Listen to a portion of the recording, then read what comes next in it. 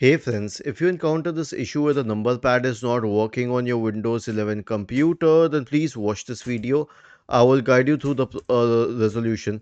So in 99% of the cases, there's a switch called number lock just above the number pad that might not be working.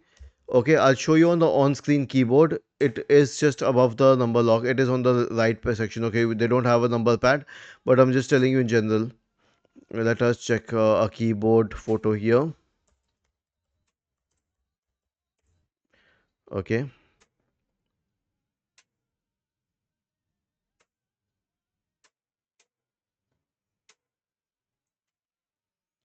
This is what the number looks like. Was this helpful? If yes, then please subscribe to the channel. If not, then let us know in the comment section of the video on how we could help you further. Thank you for watching this video and have a nice